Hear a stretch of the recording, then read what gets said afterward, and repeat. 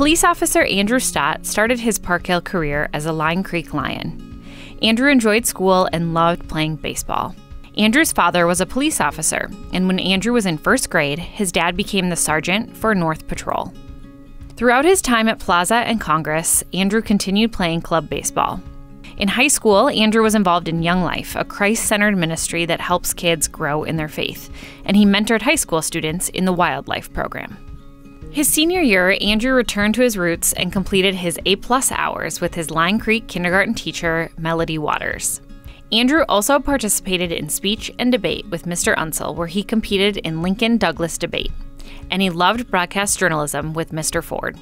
In addition to his charisma on air, he also won an award for his video feature on bullying.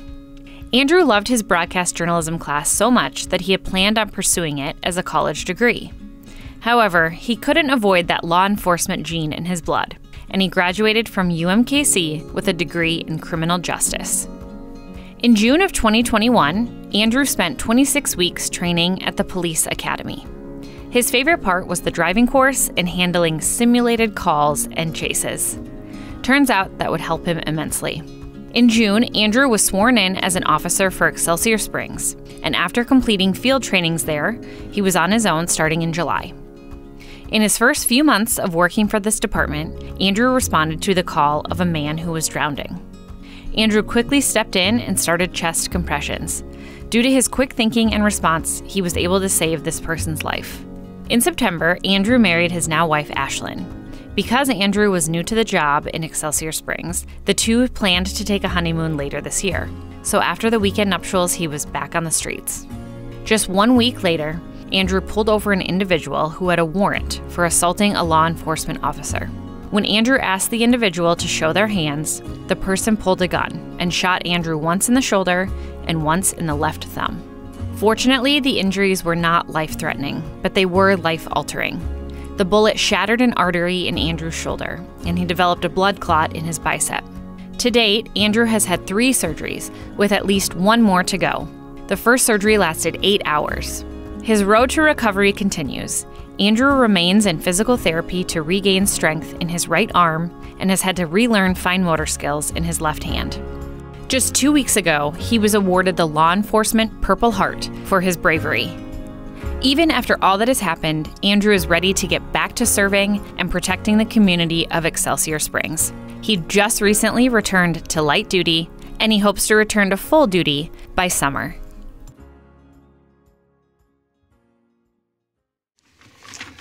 I never thought in my 4 years at Park Hill that I would be in the Hall of Fame. 5 years ago, I was just another Park Hill graduate, excited for the future and nervous for the changes it would bring. It feels like yesterday I was walking across the stage and hugging Dr. Kinchlow as I received my diploma. I hope you never forgot that, Dr. Kinchlow.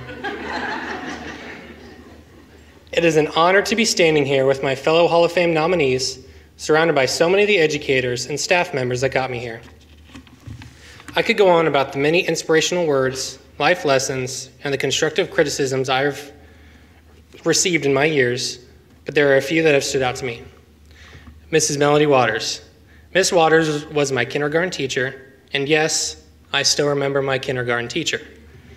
Teaching me at 5 years old to walk in a line quietly, tie my shoes, and no sloppy jalopies. For those of you that know what that means, props to you. She helped me finish my A+ hours and trusted me with her students. Tom Meyer. Walking into a stranger's house on a school night did not seem smart at the time, since I did not even know what Young Life was. As I walked into the basement of the stranger's house, Mr. Meyer welcomed me and started asking me questions as if I was his longtime friend. From there and throughout the rest of my time at Park Hill, Mr. Meyer influenced me, and through Jesus Christ, I became a wildlife leader. Bob Boone. Of course, who could forget Bob? Bob takes the time to try and learn every student's name. I've never met someone truly better than Bob. There would be times I would see his smiling face and walk up to him just to greet him. Everyone knows that some days would drag on because you stayed up too late gaming with your friends, but Bob would make my day just a little better. Mr. Ford. When I was signing up for classes the second semester of my junior year, I saw that a broadcast journalism class was available. That piqued my interest, so I figured why not sign up for it. After watching the Broadcast 2 class producing a show in person, I knew that I would sign up for the advanced class the following year. The second year, Mr. Ford guided me and helped me find interest behind the camera into the editing side. After receiving praise for my bullying package, I knew that I wanted to learn more and potentially make broadcasting a career. I probably should have listened to Mr. Ford and I would not have been shot. It's okay, you can laugh. The best years of my life were my middle school years. It's where I learned to balance baseball, school, and explore after-school activities. I tried out Stuco, walk and talk, and dodgeball, just to name a few. I discovered that the best time of my life was doing the Cupid Shuffle with my friends at middle school dances. I discovered my passion for cooking during facts class and found out how bad I was at sewing, although I still have my apron with flames all over it in pristine condition. Being a student at Park Hill has prepared me for many things in life: the late night study in college, the rigorous coursework in the police academy, and the Cupid Shuffle at my wedding. But the lessons these individuals taught me about determination, patience, kindness, and tying my shoes are what I am most thankful for. The support of the community and the district has been incredible, and I cannot thank you all enough for the patience and kindness you have shown my mother and my sister as they continued their work in the district. I think it is appropriate to thank not only each and every one of you, but my family as well. They have sacrificed so much for me and have cared for the past 4 months. My wife, Ashlyn, has been phenomenal in taking care of me. I could thank her for everything she has done, but I would be standing here talking for too long.